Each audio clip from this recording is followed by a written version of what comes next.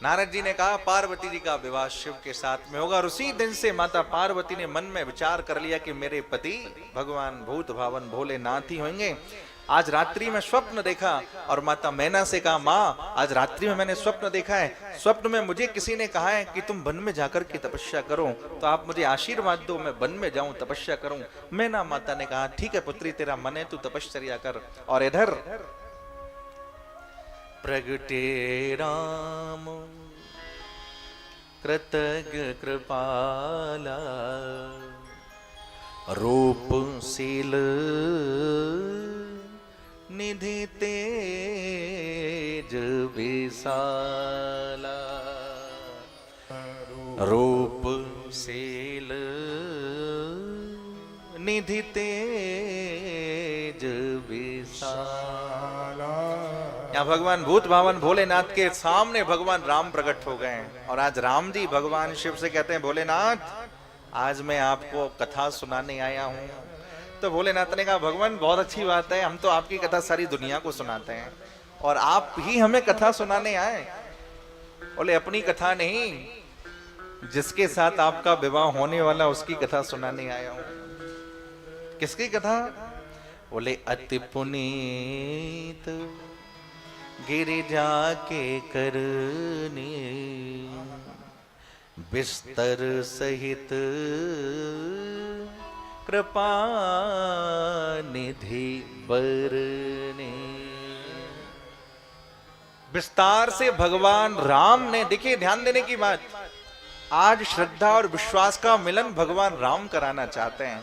तो भगवान राम कहते हैं, भगवान मैं आपको जो कथा सुनाने आया हूं वो पार्वती माँ की कथा सुनाने आया हूं, और एक इच्छा लेकर के आया हूं। कथा सुनाने के बाद दक्षिणा दी जाती है। तो राम कहते हैं, भोलेनाथ मैं आपसे दक्षिणा भी मांगता हूं। शिव ने कहा, क्या दक्षिणा चाहिए? बोले दक्षिणा में कुछ और नहीं चाहिए भगवान, बस एक इच्छा है। और भगवान क्या मांग रहे हैं?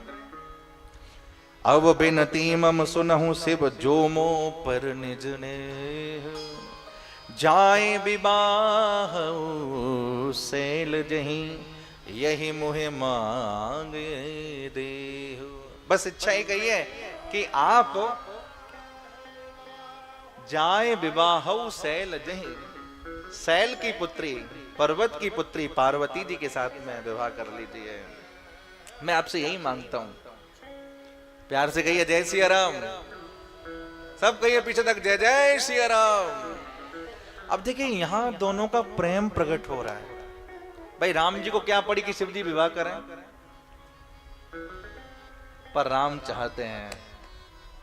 भोलेनाथ ने कहा, ठीक है भगवान हमारी तो इच्छा है नहीं, हम आपकी आज्ञा को सिर पे रख लेंगे।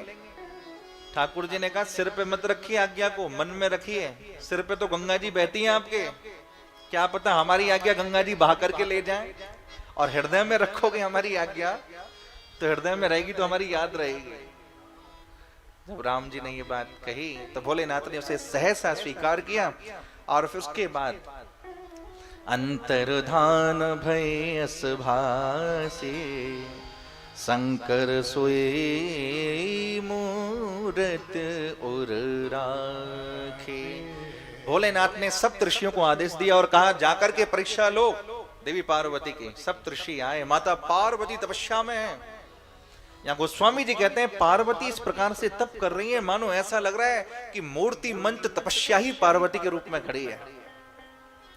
आकर के ऋषियों ने प्रणाम किया और कहा, देवी तुम किसकी तपस्या कर रही हैं? नारद की बातों में आकर के शिव के साथ में विवाह करना चाहती हैं? आखिर में नारद की बात जिन्होंने मानी, क्या उनका घर बसा है? किसी का घर नहीं बसा। कितने उदाहरण दिए, दक्ष प्रजापति का उदाहरण दिया है, हिरण्यकश्यपु का उदाहरण दिया। लेकिन पार्वती ने कहा, चाहे कुछ भी हो, लेकिन मेरे गुरु नारद है और मैं कभी अपने गुरु की निंदा, गुरु की बुराई सुन नहीं सकती। हरिहर निंदा सुनई जे काना, होय पाप गौ घात समाना। हरि और हर की जो निंदा सुनता है उसको गौ घात, गौ हत्या के बराबर पाप लगता है। इसलिए मेरे सामने ऐसी बातें ना करिए।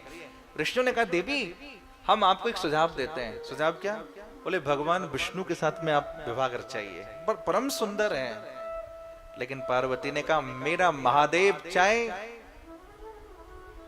अवगुणों की खान है, उसमें एक भी गुण नहीं है, लेकिन मुझे मेरा विवाह शिव के साथ में ही करना है। समझ गए सप्तऋषि कि देवी का विश्वास बड़ा परिपक्व हो चुका है, और जाकर के महादेव को पूरी कथा सुनाई है। और इसके बाद गोस्वामी जी इशारा करते हैं, उसी समय धरती पर एक तारकासुर नाम का राक्षस हुआ है, जिसको मारने वाला कोई और नहीं, शिव का पुत्र ही उसको मारेगा। लेकिन जब तक शिव विवाह नहीं करेंगे तब तक पुत्र कहां से होगा। सबके सामने बात तो वही है। शिव जी समाधि में बैठे हैं, ब्रह्मा जी ने कामदेव को इशारा किया, जाओ जाओ जाकर के भोलेनाथ की समाधि को भंग करो। कामदेव ने कहा महाराज मुझे क्यों नष्ट कराना चाहते हो। बोले देवताओं का कार्य है, देव कार्य के लिए अपनी आप की आहुति भी देनी पड़ जाए तो कोई दोष नहीं है, जाओ तुम जाकर के हमारे इस काम को करो।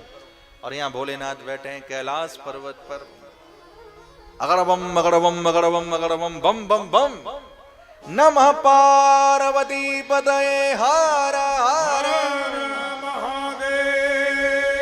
हर हर हर हर। भोलेनाथ बैठे हैं, आंखें खोल नहीं रहे हैं। कामदेव अपने बाण चला रहा है, फिर भी भोलेनाथ की आंखें नहीं खुल रही हैं। राम जी ने सोचा ऐसे तो आंखें खोलेंगे नहीं, क्यों?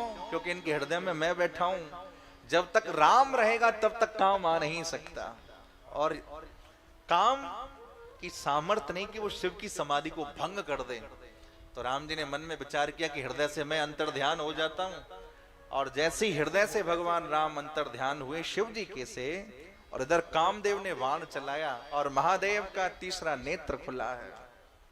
और तब शिव तीसर नयन उघारा, तब शिव तीसर नयन उघारा, चितवत काम भयो जरि छारा, चितवत काम भयो जरि छारा।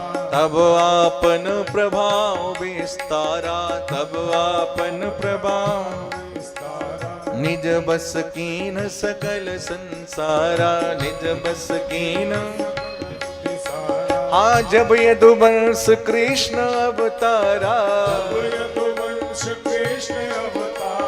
होई है हरण महामही भारा। हाँ कृष्ण तने होई है पति तोरा,